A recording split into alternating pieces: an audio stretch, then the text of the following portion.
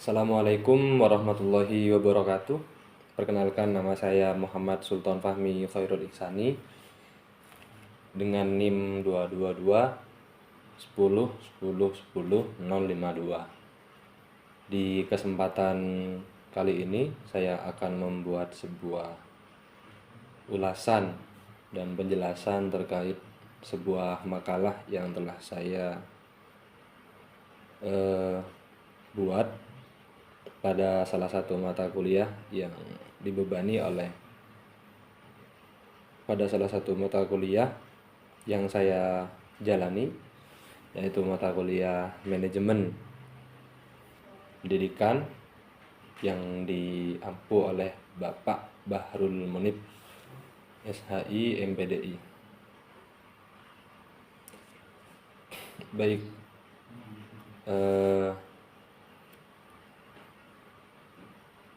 jadi yang pertama itu judul makalah saya adalah tentang manajemen kurikulum pendidikan di sekolah.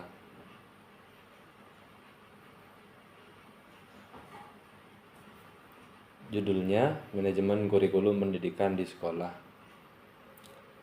Nah, sebelum kita menuju ke pembahasan, mari kita pahami bersama sebelumnya apa itu kurikulum. Meskipun ini hanyalah sekedar pemahaman saya yang sempit tentang kurikulum. Jadi kurikulum itu saya analogikan seperti rancang bangun atau blueprint dari sebuah pembelajaran, di mana pembelajaran itu tidak akan dapat berjalan secara efektif dan efisien jika tidak ada kurikulum. Atau lebih ironinya lagi, kurikulum itu saya ibaratkan seperti tulang pada tubuh manusia. Tubuh manusia itu kan terdiri dari tulang-tulang juga, di mana tanpa tulang tersebut manusia tidak dapat melakukan aktivitas sebagaimana yang dapat dilakukan manusia pada umumnya. Karena tulang itu adalah penggerak penopang tubuh, di mana tanpa tulang manusia itu tidak dapat berbicara, melihat, mendengar, dan bahkan berdiri pun manusia tidak akan bisa jika tidak memiliki tulang. Beda dengan ayam geprek misalnya, tanpa tulang itu sangat enak sekali. Oke, tentu saja. Jadi ada yang melatar belakangi mengapa manajemen kurikulum itu penting. Di era globalisasi yang sangat serba cepat ini, serba instan dan serba mudah, banyak kemudahan yang kita temui di hari ini tentunya, seperti pemesan makanan tidak perlu keluar dari rumah. Itu salah satu dampak dari era globalisasi. Kita cukup diam di rumah saja, membuka aplikasi, setelah itu kita memesan makanan, kita membuka pencarian, lalu mencari makanan apa yang ingin kita makan hari ini. Setelah itu kita pilih, lakukan pembayaran secara online melalui e-wallet dan lain sebagainya. Setelah itu kurir akan mengantar makanan yang kita inginkan. Dan banyak contoh-contoh lain yang dapat kita rasakan, seperti sosial media dan keterbukaan yang saat ini sedang kita alami. Jadi sangat mudah untuk mengakses informasi, sangat mudah untuk mencari tahu latar belakang seseorang misalnya, termasuk di dunia pendidikan. Banyak kemudahan-kemudahan yang kita dapatkan di era globalisasi ini. Sebagai guru, sebagai siswa, sebagai orang tua, terbantu dengan adanya internet. Dengan adanya internet, guru itu terbantu mungkin dalam mencari bahan ajar, tinggal membuka pencarian, entah itu Chrome atau Safari dan lain sebagainya, Google. Lalu kita sebagai guru bisa mencari misal media pembelajaran yang efektif dalam mata pelajaran ini, tema ini, fase sekian. Nah, itu akan muncul berbagai informasi, bisa dari guru-guru yang lain, bahkan bukan seorang guru pun dapat mengupload media pembelajarannya. Nah, itu memiliki plus minus tersendiri. Maka dari itu penting untuk memanajemen, untuk mengelola kurikulum agar dapat beradaptasi, agar materi-materi yang diberikan kepada murid tetap relevan, agar pembelajaran itu bermakna, menyenangkan, dan menggugah pemikiran kritis siswa, atau yang sedang dikembangkan sekarang oleh Menteri Pendidikan, kurikulum 3 full kalau tidak salah. Mindful, meaningful, dan joyful.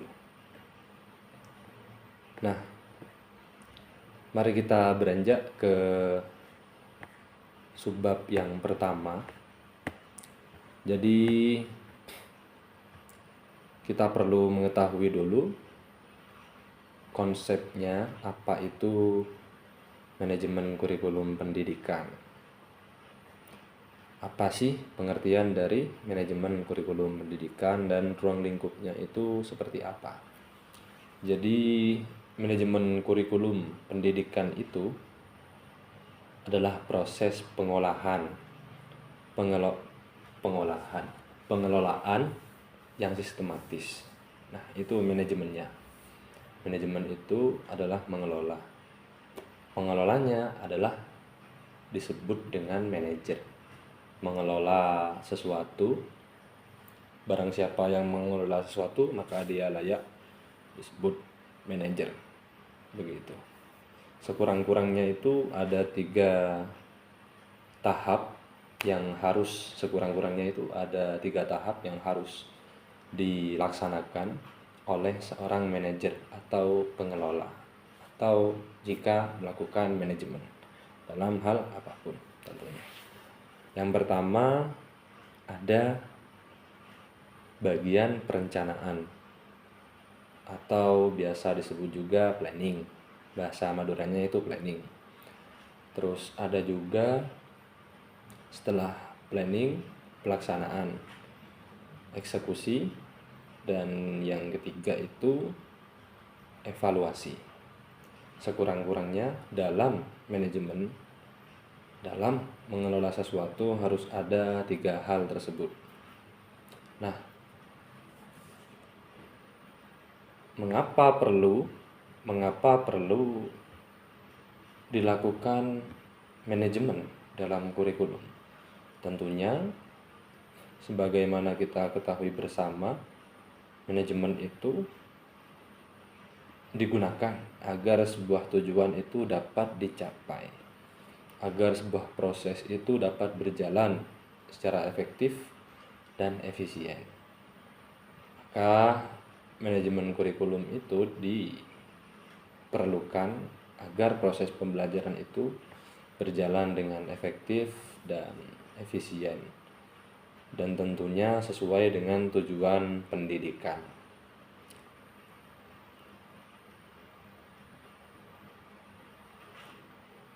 Nah, menurut salah satu pakar yaitu Sudrajat, manajemen kurikulum adalah proses yang melibatkan perencanaan seperti yang saya katakan tadi, pelaksanaan dan evaluasi untuk mencapai tujuan pendidikan yang telah ditetapkan. Nah, tujuan pendidikan ini yang menetapkan siapa? Jika di tingkat negara, itu adalah menteri ya, atau Kemendikbud. Lalu ke bawah lagi ada lembaga-lembaga. Mereka bisa saja, para lembaga itu bisa saja memiliki tujuan yang berbeda, namun tetap dalam ranah tujuan yang ditetapkan oleh Kementerian Pendidikan. Sedangkan kurikulum adalah sesuatu atau sebuah perangkat rencana atau pengaturan yang disetting untuk mencapai tujuan pembelajaran. Jadi segala sesuatu yang berkaitan dengan pembelajaran itu termasuk bagian daripada kurikulum. Apa saja, seperti isi dari pembelajaran, seperti bahan ajar ya, serta metode yang digunakan, serta fasilitas, serta sarana dan prasarana, itu bagian dari kurikulum. Bahkan seorang guru mengajak para muridnya untuk berdoa, lalu mengabsen para muridnya dan melakukan apersepsi, itu bagian dari kurikulum. Strategi pembelajaran. Nah, lalu apa fokus dari manajemen kurikulum? Jadi manajemen kurikulum itu fokus terhadap beberapa tujuan ya. Itu yang pertama tentunya tujuan dari pendidikan, yang kedua materi ajar, metode pembelajaran, dan evaluasi hasil belajar.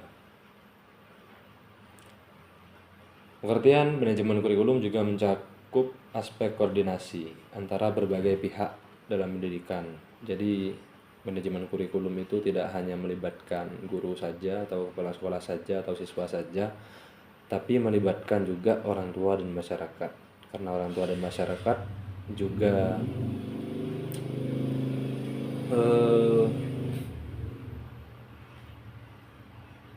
tentunya berkontribusi dalam pendidikan.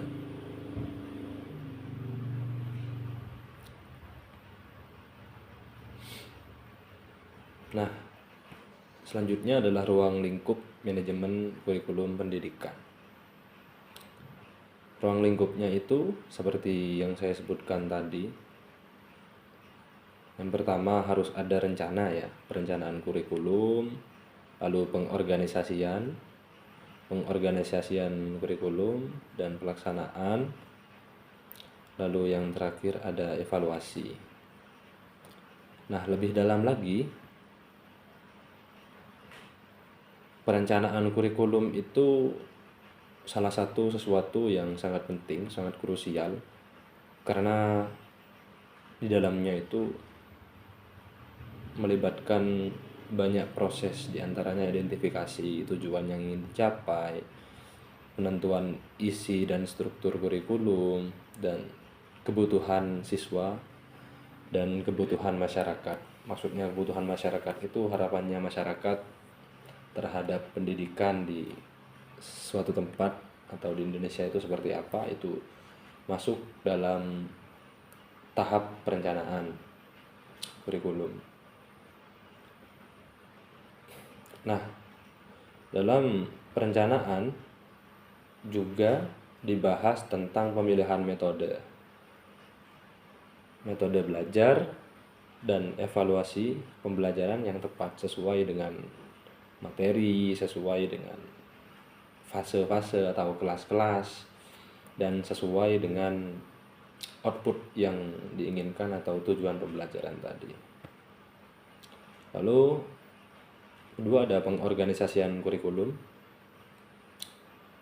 Pengorganisasian itu adalah bagaimana kurikulum itu ditata, semua elemennya terlibat dalam pelaksanaan kurikulum. Nah, tim pengelola harus merumuskan struktur organisasi yang jelas.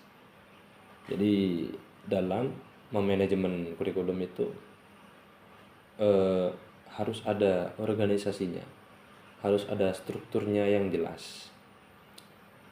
Juga pembagian tugas dan tanggung jawab antara para guru dan staf agar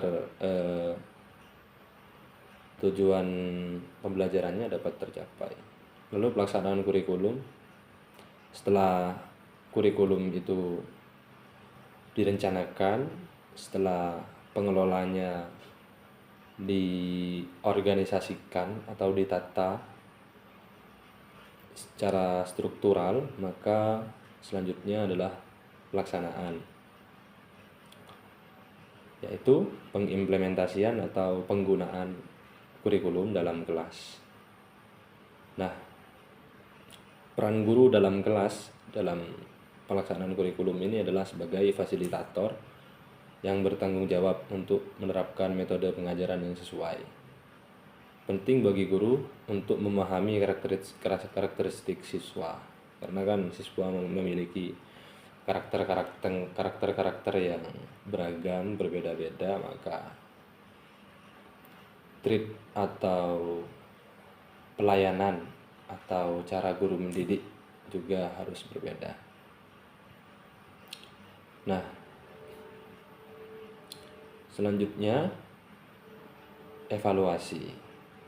Nah, tahap evaluasi ini adalah tahap akhir, tahap untuk mengukur apakah tahap-tahap sebelumnya itu sudah berhasil, seberapa berhasil, dan seberapa efektif dan seberapa efisien.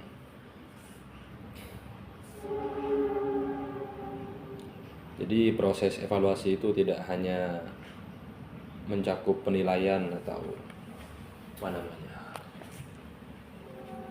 ujian yang diberikan terhadap siswa itu termasuk, namun bukan itu saja. Jadi di tahap evaluasi ini pihak sekolah atau pihak pengelola kurikulum itu dapat mengidentifikasi kekuatan dan kelemahan kurikulum yang diterapkan. Di tahap evaluasi akan muncul tuh sesuatu yang perlu di improve dan sesuatu yang perlu dihilangkan atau ditambahkan. Lalu selanjutnya ada prinsip mengenai manajemen kurikulum. Jadi prinsipnya itu ada 1, 2, 3, 4, 5 dan beberapa prinsip tambahan. Yang pertama, prinsip demokratisasi. Artinya semua pihak terlibat dalam proses pembelajaran, proses pendidikan. Semua pihak harus ikut andil, tidak hanya guru dan siswa saja, tapi kepala sekolah, termasuk para staf yang ada di sekolah tersebut misalnya, dan juga masyarakat itu berpartisipasi, memiliki peran dalam pengambilan keputusan. Selanjutnya adalah prinsip kooperatif, yaitu semua pihak harus terlibat untuk bekerja sama, harus solid, harus memiliki semangat yang sama agar dalam proses pembelajaran itu dapat berjalan dengan lancar dan mencapai tujuan.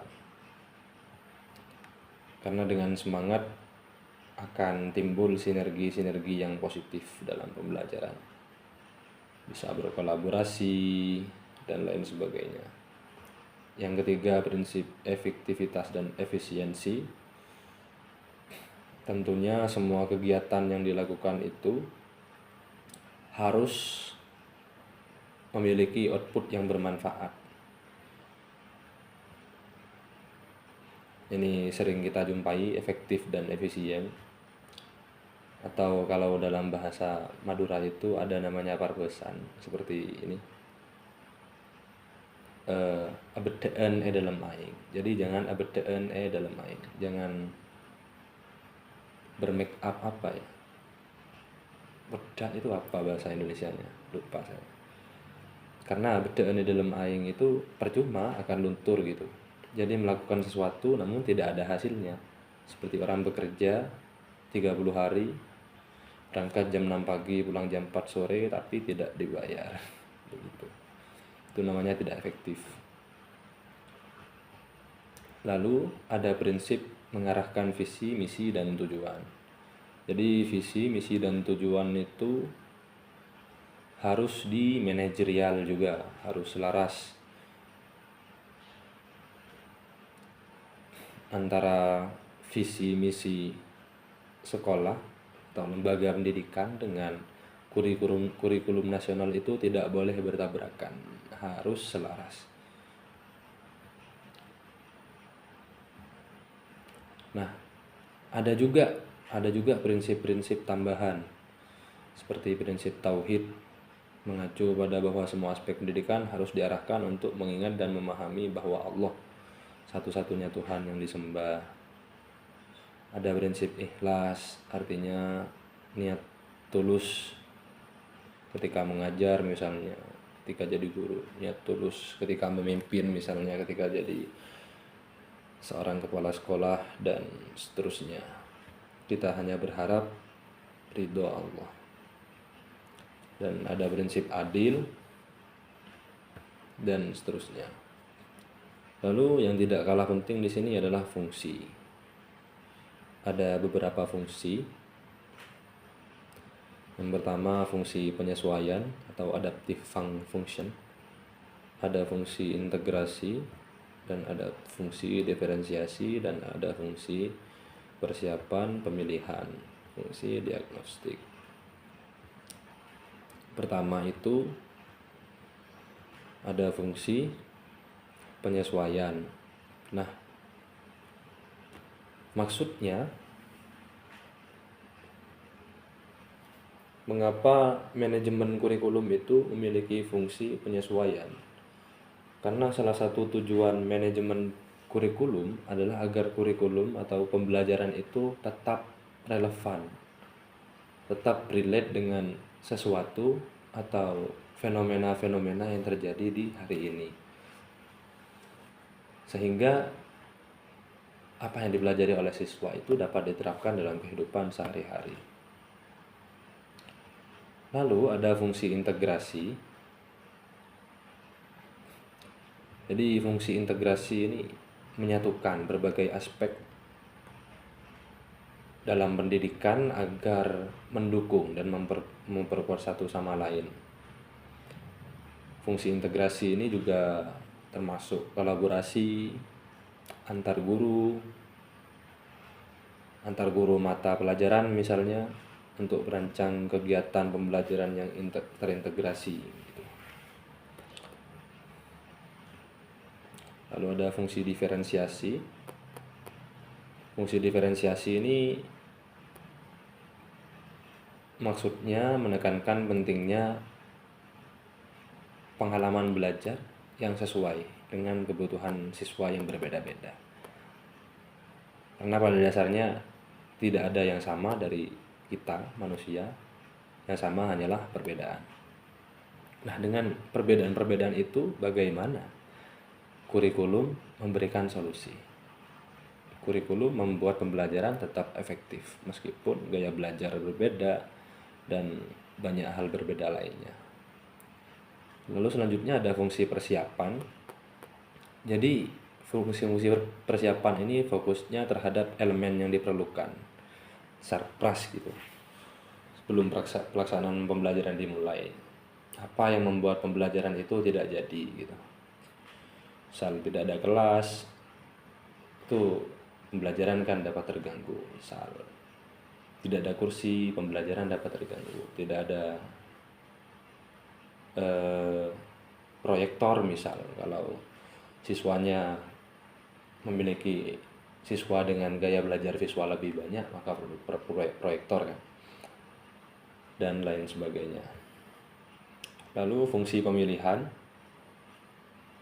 yaitu diantaranya adalah pemilihan materi ajar dan metode pengajaran yang sesuai.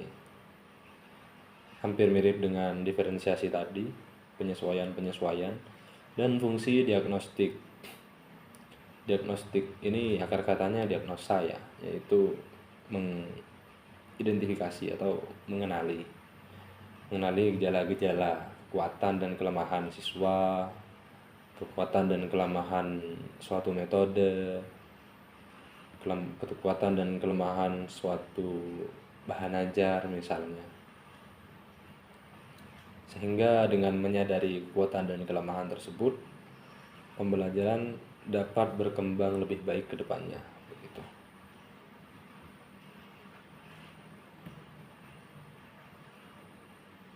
Mungkin itu saja dari saya.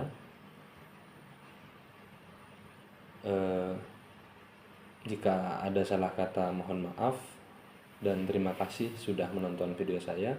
Assalamualaikum warahmatullahi wabarakatuh.